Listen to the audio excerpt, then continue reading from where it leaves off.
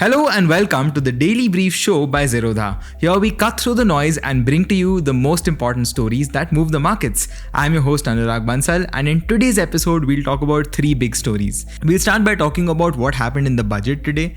We'll then move on to understand if microfinance is becoming a big problem going forward. And finally, we'll end it with Byju's new problems that have come up recently. By the way, this podcast is available as a video on YouTube and as an audio on Spotify as well as Apple Music or any other platform where you consume your podcasts. We also send out a short and crisp daily brief newsletter that you can subscribe to on Substack. So let's begin with today's episode. So let's start with the biggest topic for the day, the budget. This year's budget had quite a few interesting changes. Let's go through them briefly one by one. Now please note that this is not going to be a very comprehensive list of all the announcements that were made in the budget. I'm just trying to focus on the main points that might affect individuals like you and I. Now first, the government made some changes to the capital gains tax norms which will affect traders and investors. The short-term capital gains tax has increased from 15% to 20% and the long-term capital gains tax has increased from 10% to 12.5%. But on the other hand, the exemption limit for capital gains has increased from 1 lakh to 1.25 lakhs, which may offset some of the taxes the government ends up collecting here. By the way, this rule has already come into effect from yesterday. So being a long-term investor now might have become slightly less attractive. Also, STT on options has gone up from 0.062% to 0.1% and STT on futures has gone up from 0.0125% to 0.02%. All of this will be applicable from October 1st of this year. Now this means it also becomes costlier for traders and therefore market volumes might reduce significantly. But on a good note though, customs duty on gold and silver has reduced to 6% and on platinum to 6.4%. Now moving on, let's talk about the changes in the income tax. For those of you who've opted for the new tax regime, the tax slabs have been slightly revised this year. According to the revised tax structure, the tax on income up to 3 lakhs is 0, from 3 to 7 lakhs is 5%, 7 to 10 lakhs is 10%, 10 to 12 lakhs is 15%, 12 to 15 lakhs is 20%, and above 15 lakhs is 30%. The standard deduction has also increased from 50,000 rupees to 75,000 rupees. Now, according to the finance minister, this move would help an average Indian save as much as 17,500 rupees on taxes every year. What's interesting is that there was no mention of the old regime in the budget speech this time.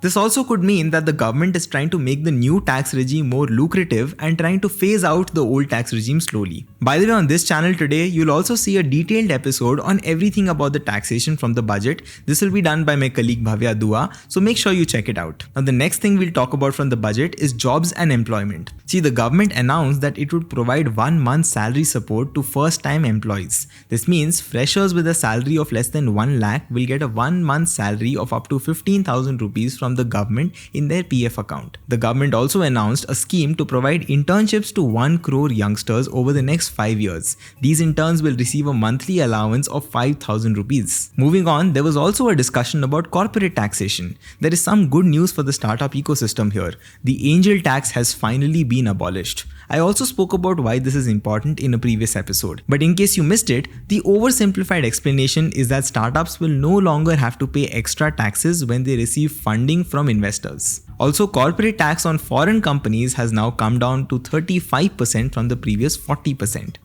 Going ahead, the government also spoke about urban housing. The finance minister announced an investment of 10 lakh crore rupees in housing, and this would help 1 crore urban poor and middle class families. The government also announced a 2.2 lakh crore push to make housing more affordable in the country. Now, there were a lot more discussions around different domains and topics, but since here my focus was to give you a brief overview of what might affect common people like you and I kept this very short. I hope you found this useful. Moving on to the next story, we'll understand if microfinance is becoming a problem in India. Now, for those of you who are new to the podcast, let me give you a quick refresher on what microfinance is all about. See, microfinance companies or MFIs exist because India is a credit-starved country. As surprising as it may sound, the vast majority of Indians have no access to formal credit, and by that I mean bank loans. So microfinance companies were born to serve the needs of people in small towns and villages. MFIs offer small loans and financial services to the underserved low-income individuals and small businesses with the aim of empowering and improving their economic situation. Now back to the news. According to unconfirmed reports, RBI has apparently asked these MFI lenders to slow down in Bihar and UP. But why? This could be because microfinance loans in both of these states have been growing very fast at 30 to 40%, which by the way is the highest in India. The RBI seems very concerned about this rapid growth. That is why the Microfinance Institutions Network, or MFIN, which oversees MFIs, has introduced some new rules. First, a cap of 2 lakh rupees on total borrowing per person, and second, a limit of 4 lenders per borrower. This is to stop people from borrowing too much and getting into trouble. Also, IIFL recently put out a report saying that bad loans in the microfinance sector are increasing slightly. States like Tamil Nadu, West Bengal and Madhya Pradesh are seeing more overdue loans. Coincidentally now, RBL Bank recently released its quarterly results. Why am I talking about this, you might be wondering? See, one of the biggest sources of revenue for RBL is microfinance. In their earnings call, they confirmed a slowdown in microfinance due to elections and a generally weak quarter. They even decided to reduce microfinance disbursements in Q1 of the year. The CEO said, and I quote, "In microfinance, we are focused on improving efficiencies in early buckets and we want to see it to get to levels closer to last year." Bad loans in their microfinance segment were around 135 crore rupees for the quarter. The CEO added, and I quote, "The slippages in microfinance were higher versus Q4 of FY24, but we're still not close to where we were in the early parts of last year." Now, it's not just RBL, even Kotak Mahindra Bank, which recently acquired a microfinance lender, is seeing some signs of stress in certain geographies and has slowed down lending there. So far, these early signs of stress seem limited only to microfinance and aren't really a problem for the larger banking system. Let's hope it really stays that way. Now, moving on to the last story of the day, we'll talk about how Byjus is in a problem once again. Now, Byjus, which was once India's most valuable startup, is now in a new kind of trouble.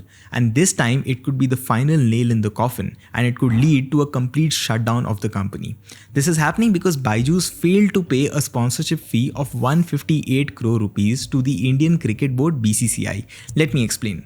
See, in 2019, Byjus entered into a 3-year agreement with BCCI to sponsor the Indian cricket team's jersey. In 2022, Byjus renewed this contract for $55 million, which according to the latest exchange rate is about 460 crore rupees. But soon after that, Byjus got into all sorts of trouble, so they decided to terminate the sponsorship contract midway due to a shortage of funds. Now, as per BCCI, Byju still owes them 158 crore rupees of that contract.